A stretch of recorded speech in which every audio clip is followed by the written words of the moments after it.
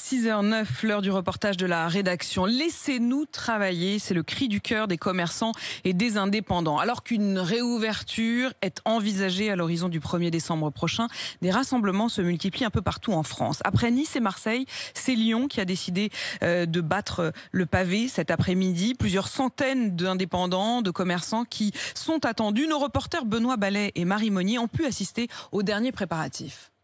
Pendant plusieurs heures, ils ont ajusté chaque détail des mesures de sécurité sanitaire. Le port du masque, c'est obligatoire. Combien on en a? Il en reste combien des masques là? Jusqu'au déroulé du rassemblement. On va mettre notre banderole. Un SOS écrit en bleu, blanc, rouge sur une gigantesque bâche. C'est Anne, créatrice de mode de 48 ans, qui prendra la parole. Toute notre vie, on a été des bons petits soldats.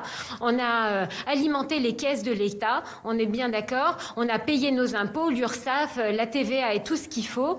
Et aujourd'hui, on nous emmène dans le mur. Un cri de colère, de désespoir qui dépasse la région lyonnaise, nous confie cette commerçante. Depuis lundi dernier, je suis contactée tous les jours, 10 fois par jour, par tout type de personnes, des gens qui veulent rallier le mouvement et qui sont à Lyon ou en périphérie, mais aussi des artistes, des restaurateurs, des hôteliers dans toute la France et qui m'appellent pour savoir comment ils peuvent faire pour rallier le mouvement et comment eux peuvent organiser la même chose dans leur propre ville. À côté d'elle, Jean-Sébastien est furieux. Ce Lyonnais tient une dizaine de boutiques de prêt-à-porter. On est tous au bord du gouffre et on est tous inquiets sur le devenir de nos entreprises, qu'elles soient petites ou moyennes.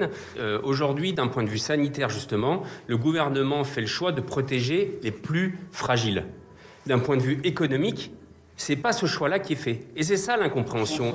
Alors à la minute de silence, il y a le lever des pancartes. Le chômage partiel a été remis en place rapidement, c'est la mesure principale qui fonctionne, mais à côté de ça, c'est totalement insuffisant. Pour ma part, par exemple, juste avec 10 commerces, c'est 3 millions d'euros qui sont en jeu. Sur la partie loyer, sur la partie perte d'exploitation, sur la partie protection des indépendants, le compte n'y est pas et le gouvernement doit faire beaucoup plus. Les aides ne sont pas à la hauteur des enjeux aujourd'hui. On a mis ce qui nous restait à titre perso dans nos boîtes pour se sauver du premier confinement. On est aujourd'hui tous exsangues. On ne va pas pouvoir sauver nos salariés. C'est cette urgence, le risque de tout perdre qui les pousse à manifester pour la 3e fois en un mois. On a une colère qui est légitime.